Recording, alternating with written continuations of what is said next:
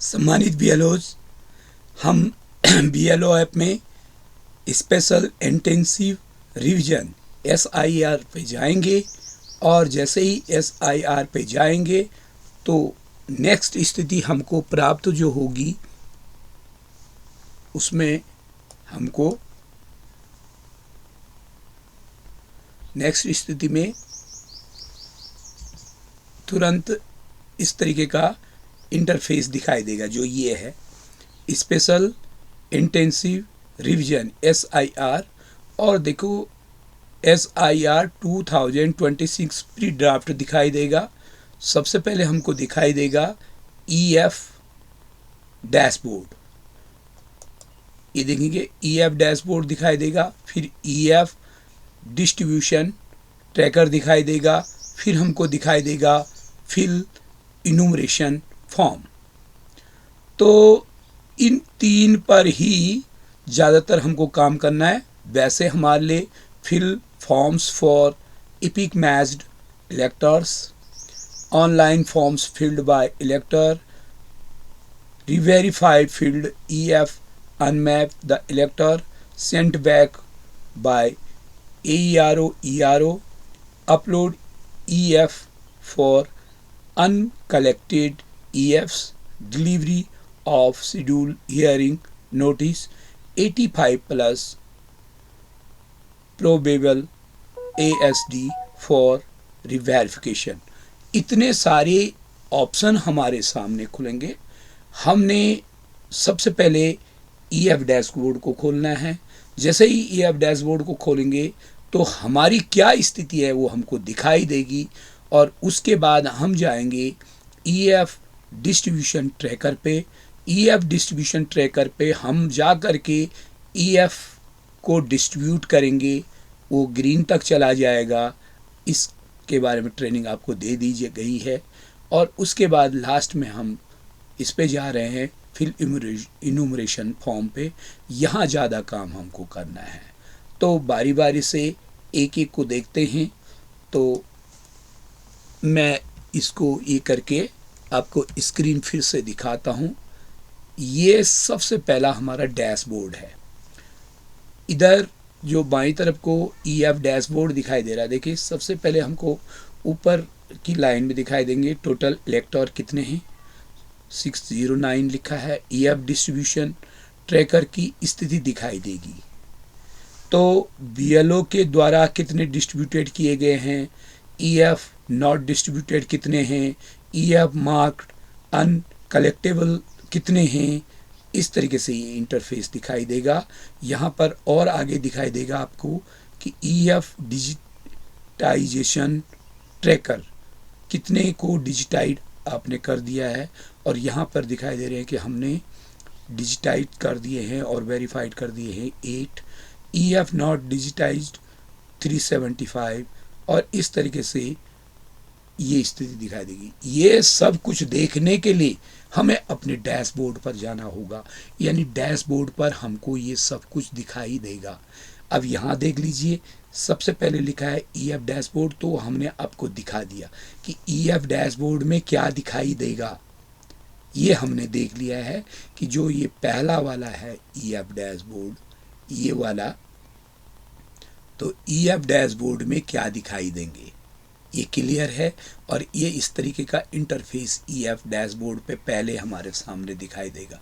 हम अपनी सारी स्थिति पहले ही देख देंगे कि कितने हमने डिस्ट्रीब्यूट कर दिए, कितने हमने जो है डिजिटाइज कर दिए हैं, तो ये इस पर दिखाई देगा। इसके बाद दूसरी जो स्थिति आएगी वो आएगी EF डिस्ट्रीब्यूशन ट्रैकर पे। तो EF डिस्ट्रीब्यूशन ट्रैकर पे जाके क्या दिखाई देगा ये आपको बताते हैं। अब EF डिस्ट्रीब्यूशन ट्रैकर पे जब जाएंगे तो हमको इस तरीके से दिखाई देगा। क्या ही दिखाई दे रहा है, पहला दिखाई दे रहा है स्कैन QR कोड, दूसरे पे दिखाई दे रहा है search by part serial number और इलेक्टर नेम इपिंग नंबर, और तीसरे पे दिखाई देगा click here to view colour code information and pending details. ये इस तरीके से दिखाई देगा। हम डायरेक्ट जो है किसी भी ईएफ फॉर्म के क्यूआर को स्कैन करके सीधे देख सकते हैं कि वो कहाँ है।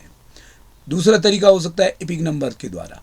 ये इतने तरीके से हम देख सकते हैं और इस तरीके से वोटर्स की सूची भी आपको दिखाई दे रही है। जो सीरियल नंबर 1 2 3 4 से है वो तो दिखाई दे रही होगी सीधे भी, लेकिन अगर हम जंप करके किसी भी उस पर जाना चाहते हैं तो स्कैन क्यूआर कोड करके या search by part serial number electron name, इस तरीके से भी हम जा सकते हैं। इस तरीके से है, और कलर कोड के द्वारा भी हम जा सकते हैं। इस पर हम लोगों ने प्रशिक्षण प्राप्त कर लिया। अब हम यदि ईएफ डिस्ट्रीब्यूशन ट्रैकर पे कलर कोड के माध्यम से जाएंगे तो हमको ये 4 कलर दिखाई देंगे। ऑरेंज कलर में जो नॉट कलेक्टेड है, इधर हमको ये कलर दिखाई दे रहा है जो डिस्ट्रीब्यूट नहीं किए वो रेड कलर में दिखाई देगा। उसके बाद जो हमने कलेक्ट कर दिए हैं वो ग्रीन कलर में हो जाएंगे, और जो डिस्ट्रीब्यूटेड किए गए हैं वो ब्लू कलर में। यानी सबसे पहले हमारे पास रेड कलर में होंगे। रेड कलर वाले को हम डिस्ट्रीब्यूट करेंगे। डिस्ट्रीब्यूटेड बटन, नीला बटन दबा करके डिस्ट्रीब्यूट करेंगे। ऑप्शन कहेगा कि क्या आपने वास्तव में इसको डिस्ट्रीब्यूट कर दिया। अगर हम यस करेंगे तो रेड कलर से वो ब्लू कलर में चला जाएगा।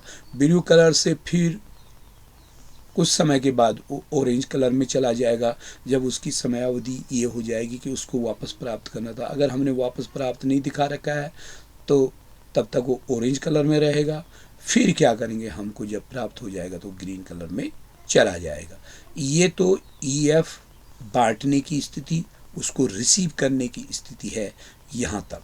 जैसे ही मतदाता का क्यूआर कोड स्कैन करेंगे और वो अगर हमको यहाँ रेड कलर में दिखाई दे रहा है, क्योंकि सबसे पहले सब रेड कलर में दिखाई देंगे क्योंकि हमने उनको वितरित नहीं किया है, तो जब रेड कलर में दिखाई देंगे तो इस तरीके से दिखाई देगा और उसके नीचे लिखा गया होगा ईएफ डिस्ट्रीब्यूटेड।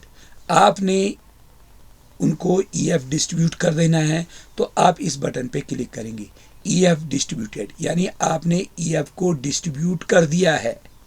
जैसे ही हम ईएफ डिस्ट्रीब्यूटेड नीले बटन पे क्लिक करते हैं तो हमारे पास एक अलर्ट आता है, are you sure to mark distributed, क्या आप निश्चिंत है कि आप इसको डिस्ट्रीब्यूटेड मार्क करना चाहते हैं। तो 2 ऑप्शन है, एक ऑप्शन है यस और दूसरा ऑप्शन है कैंसिल।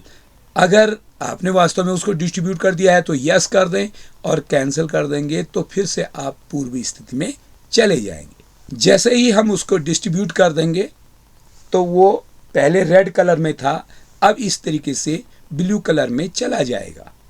अब देखेंगे, हमने ईएफ डैशबोर्ड पे देखा था, डैशबोर्ड में हमने अपनी स्थिति देखी थी, कितने बांट दिए हैं, कितने नहीं बांटे हैं, कितने जो है फिल फॉर्म कर दिए हैं। ईएफ डैशबोर्ड सबसे पहले हमारे पास खुल रहा होगा और उस ईएफ डैशबोर्ड से तो हम ये स्थिति पता कर सकते हैं। ये वाला दूसरे वाले से हमने अभी डिस्ट्रीब्यूट कर दिया है ईएफ ट्रैकर से। अब हमको जाना है तीसरी स्थिति में जिसका नाम है फिल इन्यूमरेशन फॉर्म। ये डिजिटाइज करने का मेन टूल है। यहाँ पर इस पर काम करेंगे हम लोग।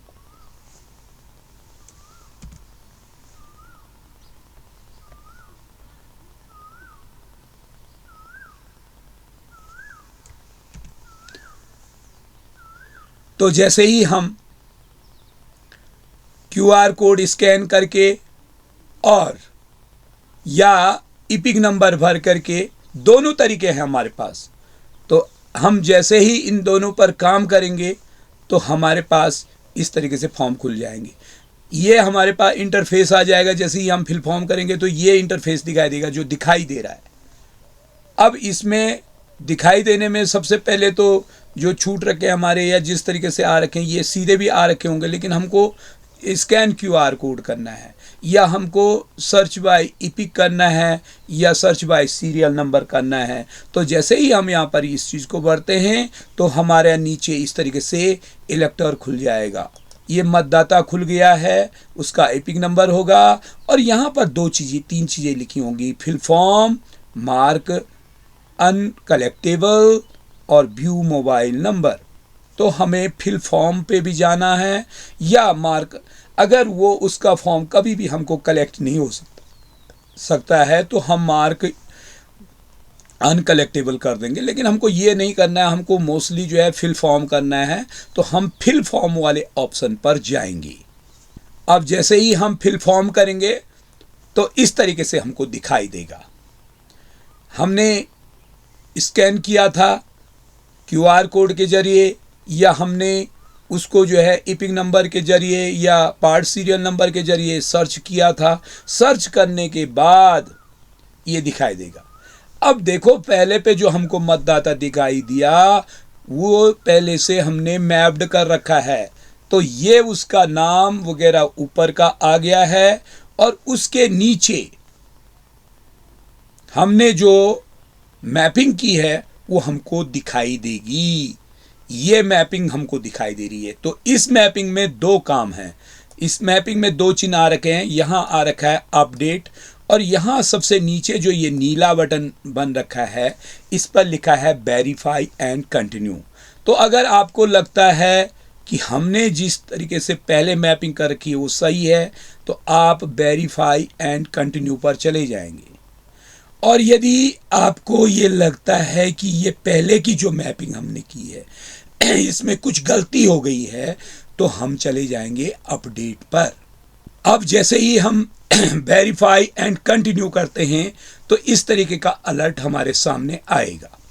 Do you want to enter the details of the relative of the elector? क्या आप इलेक्टर के रिलेटिव का जो प्रोजेनी है उसका रिकॉर्ड भरना चाहते हैं?